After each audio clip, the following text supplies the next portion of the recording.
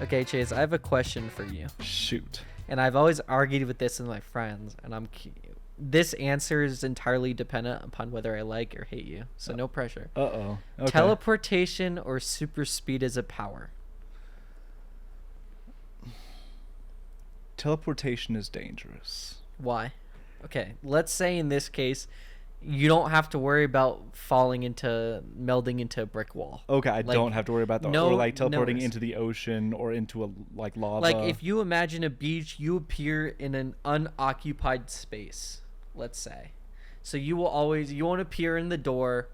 It'll work perfectly. Okay. In a perfect scenario, let's say. So you don't have to worry about like melding your head in a door. Okay, in a perfect scenario, teleportation all the way. No. Yes. He's lame. He's so lame. How is that lame? Because I'm more efficient. Because it's boring. How is that boring? Because you're just there. You're taking the fun out of it. Flash. Because Nightcrawler is way cooler than because Flash. I get to do cool tricks. Like, okay, let's say like someone goes in for a punch. I can like slow dodge. I can like. Have you seen Nightcrawler fight? Yeah, I have. It's the coolest stuff. Okay, we're talking about efficiency versus cool factor here. False. Watching Nightcrawler fight is way more fun than watching the Flash fight. I feel like running around would be so much more fun. You're taking teleporting up onto the ceiling to dodge something. Way cooler. Okay, let's say we're going from New York to California. Yes, you'll get there probably a couple of seconds faster, but I get the views, I get the people going by. It's more just about cooler. the journey than the destination. With speed, super speed, yes, 100%. So okay, I can see that. Like you missed out on a lot. Yeah. But efficiency and cool factor, teleportation has it. No. Yeah. Debate this in the comments mercilessly, please. Anyways, welcome back to That's Normal episode 6. Today we have our guest who's been here before. Chase, you want to introduce yourself for any viewers who weren't here last time? Yeah, my name is Chase. I am the digital marketing manager here at Guided Choice 3 Nichols. Cool. Yeah, and you've seen me on the channel if you're coming back. But yeah. Today we have a very special episode. While it's still summer, we had to rush this out. We're going to be talking about vacations. Little nice couple tips for vacations and our experiences with them. You know the song Vacation. I don't want to get copyrighted. You know, my singing's that good, by the way. My singing's totally that good to where we get copyrighted. Just trust me. So, vacations are a slippery slope, I've always felt. It's always something, you know, people always joke about, oh, group chat, you know, your vacation planning in group chat. Oh, this vacation actually left the group chat. But it's always like it starts with an idea, and then it's like, okay, you know, we have to pay for housing, food, travel, and then by the end, most people are like, wait, this is actually way too much and I can't afford it. And then they're like, okay, I'm done with this. Let's plan the next one, and then probably not do that. Do you want to tell us about your maybe vacation experience that you've had or any kind of planning scenario? Yeah. So back like 5-6 years ago, I believe, we did a kind of a European. Me and my wife did a European circle where we flew into Amsterdam and then went to Paris, Rome, Florence, Munich, back to Amsterdam. And I feel like we budgeted really hard for it. We saved for like a year straight. Like really, like we cut down on everything so we could be able to go to this. And we actually had my brother-in-law do like a complete itinerary for us, because he's like very type A, like plan things out really efficiently. He's in the military, so like yeah. Are you the opposite? Are you very I just want to go on the vacation? I hate that. I can't. No. It depends. It really depends. It depends on where we're going. If we're going to a place where I have no idea what's going on, I have no idea, like especially a different country, I would like to know where we're going to be, what we're going to be doing, and have that plan. If I'm going to a place I've already been in like the same state that That's I'm fair. already in, then yeah, I'll wing it. We'll drive up, find a hotel that night, and just the next day we just do whatever's available. I'm very much the opposite. What are we doing for dinner? Did you make the reservation a week in And advance? that's how my wife is. That's definitely how my Because wife is. you're not okay, whether you do it there or not, the stress is always there. So you can either choose to have the stress in the moment to figure out what you're doing, or you can have it 2 weeks earlier or however long you need to plan earlier. I mean, yeah, I get it. So the longer we've been married, the more that I've been like, all right, let's go ahead and get this planned out because I want to avoid the stress for her. But if it like if it was just me and a friend, we would probably just like wing it the whole time. Okay, so tell me more about this trip and how it kind of went in terms of your finances and budgeting and planning all that. Yeah, so my brother-in-law really good at like finding really good deals. He kind of gave us. He was our travel planner, or he was free travel planner, Mm-hmm. and found us the most efficient ways to get from point A to point B. Part of it, we were on the Eurorail, so we went from Florence to Munich through the Alps on the train, which ended up being cheaper than flying, cheaper than driving. Really? Yeah, the Eurorail is the most like the cheapest, most efficient way to get around Europe. It's beautiful. Like you could ride the train through the Alps, and yeah, gorgeous. But there were a couple of places like from Paris to Rome. We flew one of the local planes, and that was cheaper than driving or flying in like one of the bigger airlines. Was this decided like while you guys were planning for that year? When did you guys decide for what transportation? Yeah, that this is something that he lined out. Like you're gonna take this plane for Oh, this really? price on this day. Like he was meticulous about it, and it helped out so much because we different countries, different languages, we would have been lost. Yeah, the language barrier truly is something And different. we had three. Amsterdam, Holland, they speak a lot of English there, Hmm. but so including Dutch, there was four different languages that we had to navigate, and so that was rough because we were Dutch, French, Italian, and German. And me and I have to tell the story because it's embarrassing and funny. Me and my wife tried to learn as much French and Italian as we could. Like the year prep. Yeah.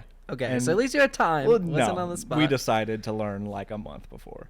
Okay. Yeah. I mean, yeah. So we're like going through like trying like Duolingo and all that and The Rosetta Duolingo. Stone or whatever, and we like got passable for a bit. Okay. We get to Paris, we get to the hotel, and I'm talking as much French as I can to this guy. And he asked me a question, and instead of saying oui for yes, I just said si. Oh. And I was immediately my wife Oh was like, no. "Huh?" And I was like, "Oui." But like she brings it up all the time, just like making fun of me. But yeah, so I definitely got my wires crossed there for a second.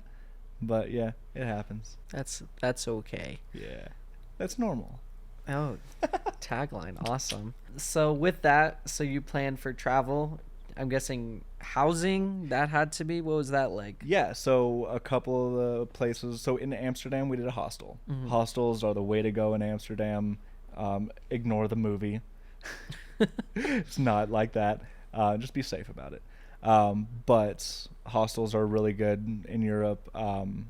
Airbnbs back then were awesome. Now they're a little inflated with the hidden fees and the To be cleaning fees To and be all fair, that. what isn't inflated? Everything Yeah. feels inflated. But like now hotels are cheaper than Airbnb most of the time. Yeah. Yeah, back then it was very like way cheaper to go Airbnb. So there's a couple of that we stayed at Airbnbs, I think in Rome and in Munich, and then and then a hotel in France. I think from what I've heard and researched this per state because costs are always changing, and this is filmed in the year 2023, so if you're watching this in 2024, this could change. What I've heard is the more people you have, the more cheaper an Airbnb is compared to a hotel. So if you have like 2 people, a hotel is the way to go. But if you have like 6 to 8 people, an Airbnb is going to be way cheaper than that hotel. That makes sense because most Airbnbs can accommodate. I mean, I stayed in an Airbnb in New York that was literally somebody's like spare bedroom. Okay, yeah. And so that one and it was I always feel awkward in those. I've it had that was experience so one awkward. time It because was I always want to be, because I'm always like, okay, I gotta be quiet. Like I don't want to make noise. So Mhm. I always double, triple, and check that because I've had vacations like almost ruined because of that. Make sure you have the entire place because otherwise you're going to have a very awkward experience. So if Mhm. that's something you're not comfortable with, please look into that before your experience. Yeah, but if you do have the full house to yourself, Hmm. then yeah, I can see like having 6 people in there would super cut down on costs because I don't believe Airbnb does it per guest. I don't. You have to state what guest it is. I'm pretty sure how many guests, but I'm pretty sure they don't. They just charge an overall fee, and then I think if you sometimes, it's because you can go over, and they, I think when you put your house up, you can say I don't want more than this many people staying there, which is why they make you record that. Oh, that makes sense. Yeah, I don't want like 20 people staying Yeah. in my 1 bedroom house. It's exactly that kind Yeah. of thought process. That makes sense. So with that, I mean, food's a big part of it. I'm guessing there's some cool food in Europe, so I'm guessing that was part of your budget. My great uncle lived in Italy. Mm-hmm. Before he died, we actually got to. It was really nice because this trip was the year before he died. We got to That's see nice. him one last time. It was very nice. But he ended up taking us around the Florence area, and he took us to this restaurant that was felt like someone's living room. That's It was kind of crazy, like super small, like looked like somebody had taken all the furniture out of a living room and just put tables in there, and just delicious food. None of it was expensive. It was like a home cooked French meal. And yeah, so knowing where to find that kind of local cuisine and not going to like the touristy places or not going to like the real like knowing where the expensive areas are is super important. That's good. What I heard this tip online. I'm not sure if this is true, but basically, if you're going to like a country where English isn't the primary language, you should search up the restaurants in that language, because if you search up in English pizza in Italy, it's going to recommend the most touristy location for those. But if you search it up, in Italian, it's going to give you the actual local spots. That makes a lot of sense. I never thought about that Mm-hmm. because yeah, Google's gonna give you where the Americans would eat. Yeah, exactly. And that's supposedly the thought process. Huh. I like that. We ate at a little hole in the wall, and this is not something we searched. This was like we were in the heart of Rome sightseeing, and we saw a little bistro pizza place that had just like really good like margarita pizzas, like That's the awesome. yeah, really traditional, and that was delicious. And I don't believe it was that expensive, but yeah, look for hole in the wall places that looks like where the locals would actually be. So what was the most, out of everything, what was the most expensive part of the, was it flight, I'm guessing? Yeah, so we flew out of Chicago, Mm-hmm. flew to Reykjavik, and then the connecting flight from Reykjavik to Amsterdam. And so that was fairly expensive. I think we had planned it far enough ahead to where it wasn't terrible. And then we also went to Oktoberfest, so attending that was pretty pricey too. But That's fair. I mean, this is going to be, depend upon your goals, but at the end of the day, did you have fun? Because I feel like that's what makes it worth it. yeah, and another part of it was like we spent 10 days there, but travel would have been a nightmare with a lot of stuff. Yeah. Like you would have had to pay extra for like luggage fees for the flights, for the train, for anywhere you had to transport anything, you'd have to pay extra luggage fees. So we lived out of backpacks and did our laundry on like while we were there. Mm-hmm. And so 10 days, all our clothes in our backpack, like that cut down on cost. It's finding the little things that you don't mind dealing with stuff like that, and then making those trade-offs there. I think Because that's a if you really can good tip. save money on luggage, then you can spend money on food or events or stuff like that. Okay, so that reminds me, let's transition now to my experience. And the experience I had specifically was with this, let's just say, amusement park that's located in California. This was not a cost effective trip at all, and I'll get into why, but it was so much. It was so much. Is this a famous amusement park, Yes. maybe with an animal Yes. figure as its head? Okay. Yes, I Okay. think the viewers at home can imply what this is. So first, you had to get a hotel. But the thing is, you have two options. A hotel that's farther off of the actual amusement park that you have to walk to that's further, or you can stay on a hotel that's on the kind of space that's much closer. So that already, if you want to have an enjoyable experience where the walk back is, after you had a long day at the amusement park, is pretty close, you have to choose that. Then, even before that, you also have to be sure you're booking restaurants, because the way the restaurants work is they sell out almost immediately for spots. So the way it works is 60 days out, you have to be sure on the 60-day out, exactly that mark, at 3 a.m. Wake up at 3 a.m. I was with a friend. I was talking to them. I was about to go to bed. Then I'm like, okay, today's the day I have to book. So around 3 a.m., I was able to book all the reservations for places.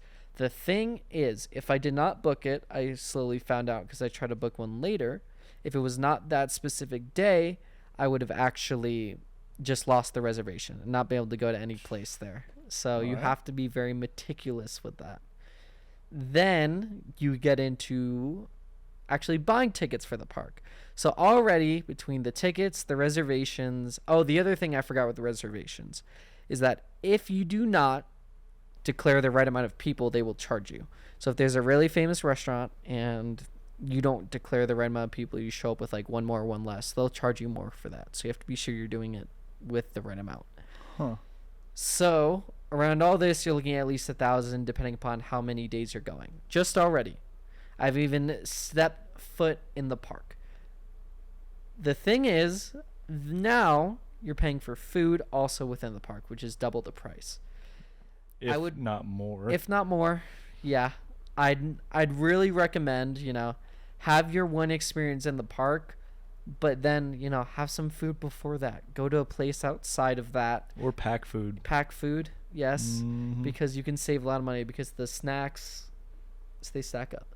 Now, we'll get into this, but my philosophy was I'm the type of person where if I go on vacation, I don't want to have any shortcuts. And while I think it's safe to budgeting, in my mind, I'm the type of person where I'm stressing about budgeting every day. Like, I'm always checking my bank accounts. Down to every charge I'm looking at, I'm going, oh, where did this come from? Where did this come from? That's just me. I kind of have that stressful personality. I want to throw that all away on vacation. And whether this is reckless or not is up to you, because I do set a certain budget in mind. But I just want to be the type to where when I go on vacation, I don't want to be the person checking their wallets and checking, their budget. I just want to set that before and then just throw it all away.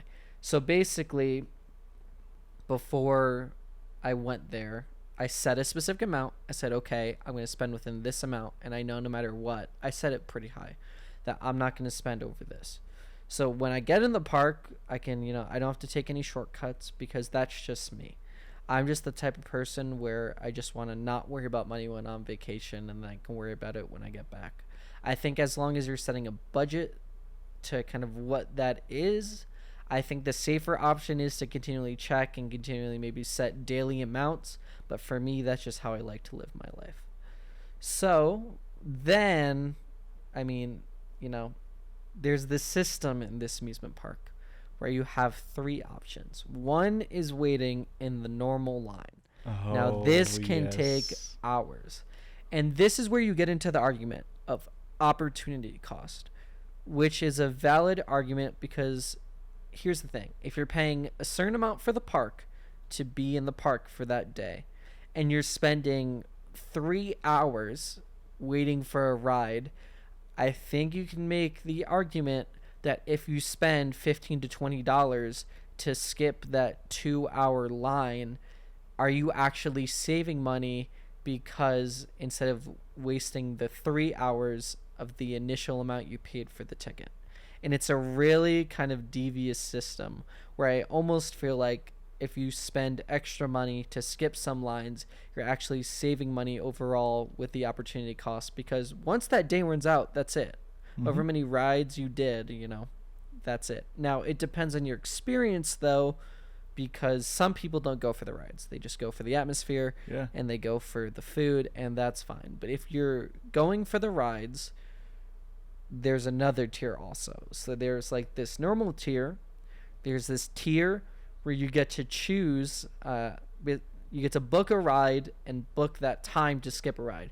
Then once that time is over, or it's been 2 hours past that initial booking time, you can choose to book another ride. There's this whole system. It's basically, I did all the planning for the trip just because I like to know what's going on. But it's a whole history. It's a whole course on its own.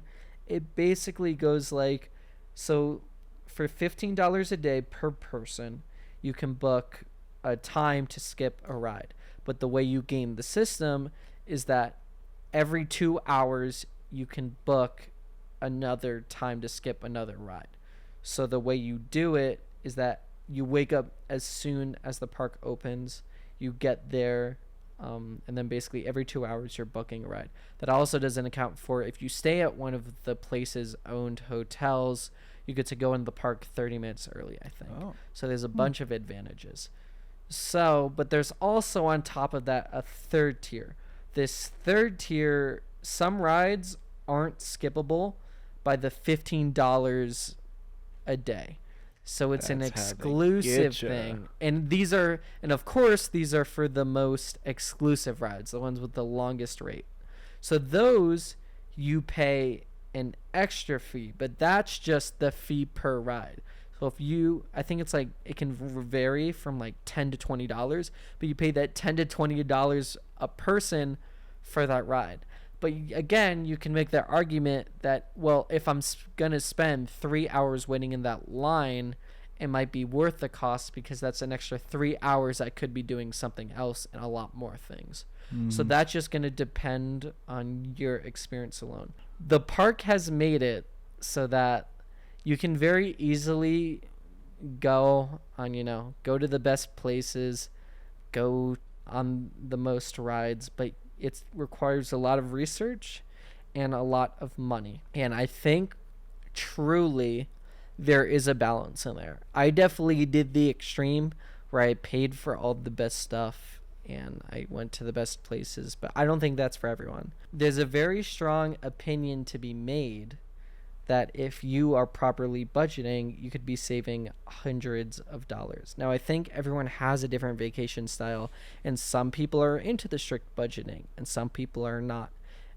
But I do think with the park is that you can shape your experience to how you want, because there are a lot of ways to save money, including, don't eat in the restaurant, just wait in the lines normally and just, try and pick out what are the best times for the best rides and, maybe stay in a hotel that's not directly on the parks.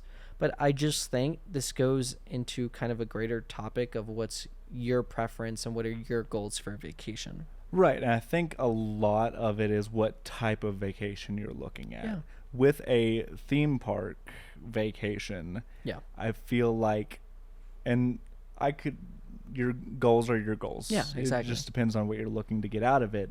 But if you are the type that you are looking to go on all the rides and do all the things, then it may be pertinent to maybe save up for longer for this trip. Exactly, because in my mind, right, I wanted this to be a one and done thing where we saved up for a year plus, and then I wanted to be able to go on this trip and say, I don't need to go back here for another 5 to 10 years. Right, exactly. I just And want to do this once, and then it's out of my system, and I can say I had an amazing time, and I don't need to do it again. right.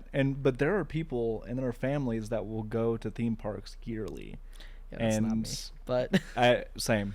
But it, like I said, it may be something to think about, that instead of going every year to this specific theme park ruled by an animal, yeah. that you're not getting the most out of it because you're not able to budget to get the hotel room inside the big building in the Yeah. middle of the park with the spires and all of that, or you're not getting to eat at the best restaurants there because they're really expensive. Yeah. Or you're not able to ride all the rides there because you don't have time, because you have to wait in line. Yeah. If you want to get the most out of that, if that's your goal, then maybe maybe not go every year.